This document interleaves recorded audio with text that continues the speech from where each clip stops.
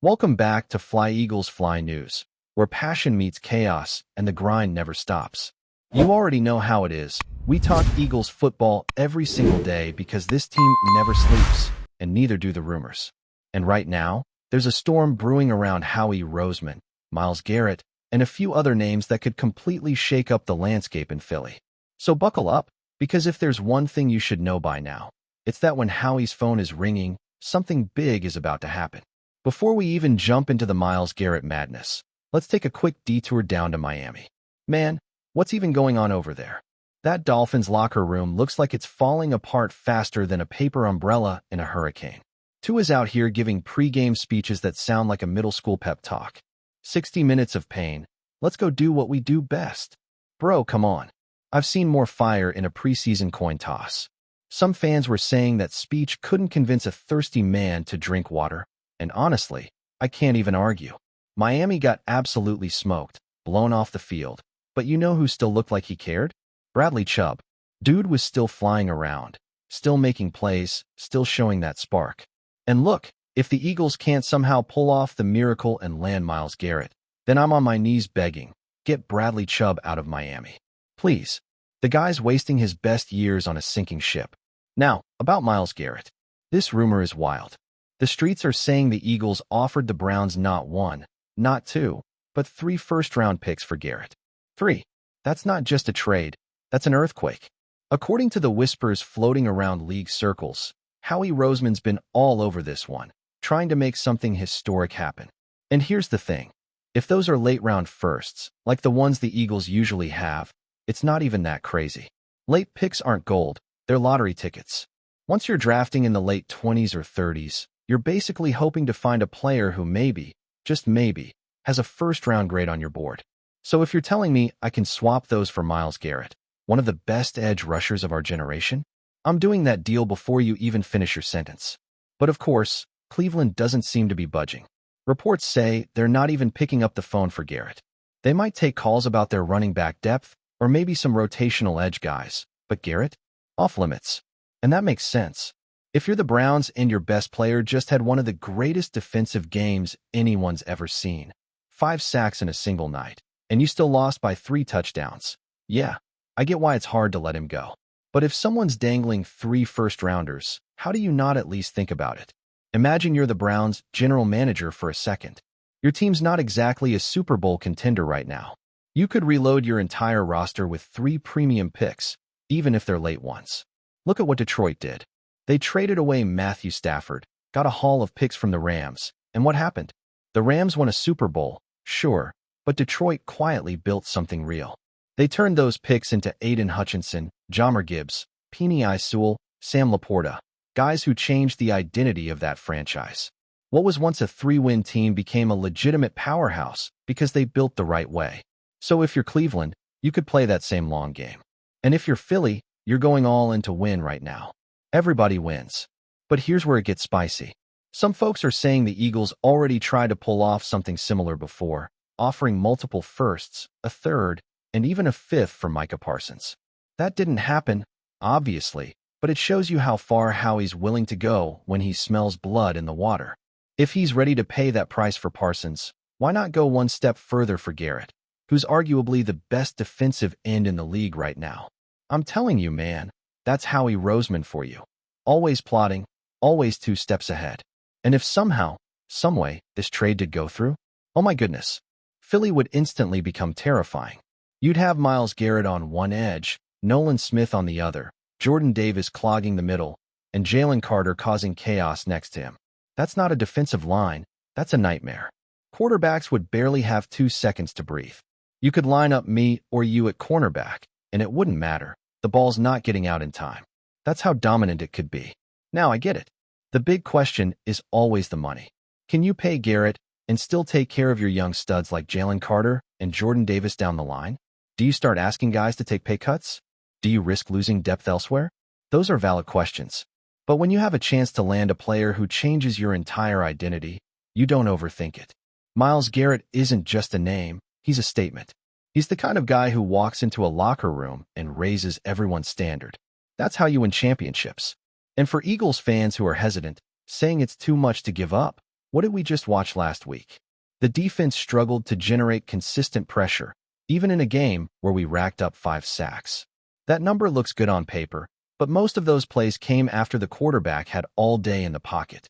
Imagine replacing that inconsistency with the most dominant pass rusher in football. And let's not forget how he operates. You give up 3 firsts today, and by next offseason, he's already flipped something and found a way to get 1 or 2 of them back. The man treats the draft like a chessboard. He's not scared to take a swing, and history shows he usually connects. So if you're telling me the price is 3 late firsts for Myles Garrett, I'm taking that every single time. Now, if the Browns turn it down, fine.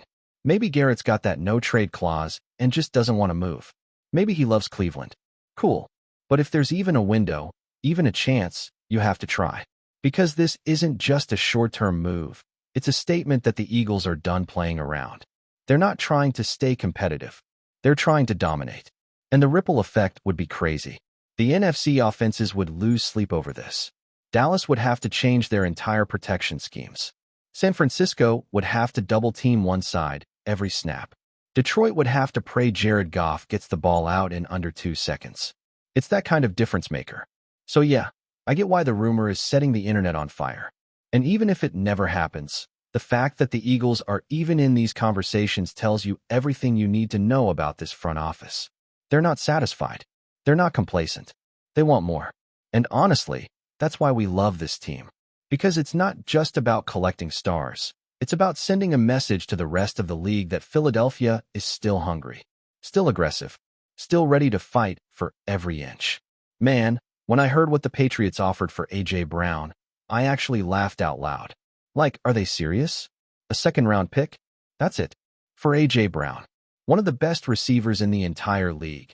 A guy who can take over a game anytime he wants. The heart and soul of this offense? Nah, no way. That offer was straight-up disrespectful. You might as well offer a bag of chips and a handshake. It's almost like New England forgot what year it is. This isn't 2018, and this isn't the same team that can just fleece everybody because of Bill Belichick's reputation. Those days are over. You want A.J. Brown. You better come with an offer that makes people stop what they're doing and say, hold on, they really did that. Think about it. A.J. Brown has been the definition of dominance since he put on midnight green. He's not just a receiver, he's a game changer. He makes everyone around him better. Defenses have to game plan for him every single week, and even then, they still can't stop him. You can double him, triple him, bracket him with a safety. It doesn't matter. The man's still going to eat. And the Patriots thought a second-round pick was going to get the deal done? Come on, man. That's not even close. If you want A.J. Brown, you better be ready to send Christian Gonzalez, a couple of top picks, and maybe a young offensive weapon just to start the conversation. Because a straight-up second?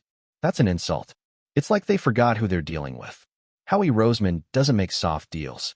This is the same guy who turned draft picks into a Super Bowl roster twice in less than a decade. He's not just handing over a superstar like AJ for a discount.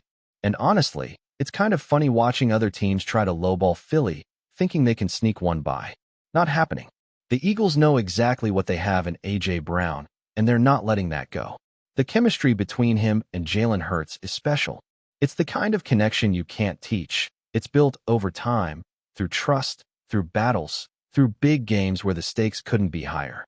You don't break that up for a second-rounder. You protect it. You invest in it. I get what the Patriots are trying to do. They're desperate. They haven't had a true number 1 receiver since. What, Randy Moss? They've been cycling through guys for years, trying to find that spark again. And now they look at A.J. Brown and see the missing piece. But just because you want it doesn't mean you can afford it. Philly's not a rebuilding team. They're a championship team. They're not out here trying to collect future picks and hope for the best. They're in their prime, ready to win right now. And A.J. Brown is a huge part of that equation. Imagine for a second that trade actually went through. Jalen Hurts loses his best weapon, the guy who bails him out on tight throws, the guy who changes the momentum of games with one big play. That's not something you recover from easily. Sure, Devonta Smith is amazing, but A.J. brings that physical edge, that presence that demands respect. You can't just replace that with some rookie or a mid-round pick. So yeah, when I heard about that offer, I didn't even get mad. I just laughed. It's one of those things where you go, nice try, but no chance. And the crazy part? If that offer had somehow been accepted, Philly would have gone up in flames. The fan base would have lost its mind. Social media would have exploded. You think people were mad when we lost certain players in the past? Multiply that by 10. Because A.J. Brown isn't just a player. He's part of the city's identity now. He plays with that Philly attitude, that grit, that don't mess with me energy that fits this town perfectly. You take him away, and you rip out a piece of the heart of this team. Now, what makes me laugh even more is that the Patriots probably thought they were being slick, trying to take advantage of a little trade talk heat around the Eagles. Maybe they thought Howie was in a dealing mood after the Myles Garrett rumors. But you can't play chess with a grandmaster unless you're ready to lose some pieces. Howie's not giving away A.J. Brown for anything less than a franchise-changing haul. But enough of that clown show from New England. Let's shift to something that actually makes sense. Cooper DeJean.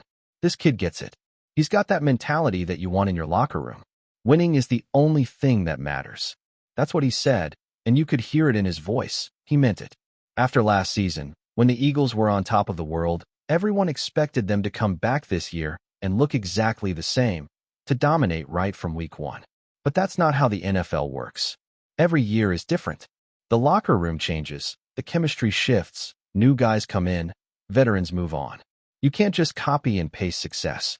You've got to rebuild that hunger every single season. Cooper DeJean understands that. He knows that all the outside noise, all the hype, all the critics, none of that matters when you're out on the field. What matters is the team in that locker room and what they're willing to do for each other. You can tell by the way he talks that he's not here for the fame or the headlines. He's here to win. He's here to contribute to something bigger than himself. And that's the kind of mindset that makes championship teams. It's refreshing, too, because in an era where so many players are focused on stats and social media clout, you've got a guy saying, forget all that. Let's just win. That's the attitude Philly thrives on. It's the same mindset that fueled the 2017 Super Bowl run. Everyone counted them out. Everyone doubted them. And they just kept grinding. Cooper brings that same kind of quiet fire. You see it in the way he plays, disciplined, physical, locked in. And the best part is, that mentality seems to be spreading. The defense has embraced it. The offense has embraced it. Sure, the receivers might still talk about wanting their targets and their accolades. That's part of being a competitor. But at the end of the day, every single guy in that locker room wants one thing: to win. That's what unites this team. That's what keeps them pushing through the ups and downs. FlyEaglesFly News family, smash subscribe and hit like. Your support keeps the freshest Philadelphia Eagles updates flying in. Drop your take in the comments, and let's talk birds. A storm seems to be brewing in the NFC, and all eyes are turning toward Philadelphia. Sources close to the league suggest that the Eagles are making a serious push for one of the most coveted cornerbacks in the NFL, TREVON DIGGS. The buzz around this potential move has already ignited speculation among fans and analysts alike, with whispers that this could be a game-changing maneuver capable of reshaping the playoff picture. TREVON DIGGS, known for his ball-hawking instincts and ability to turn defense into offense, has been on the radar of multiple teams for months, but the intensity of Philadelphia's interest is raising eyebrows.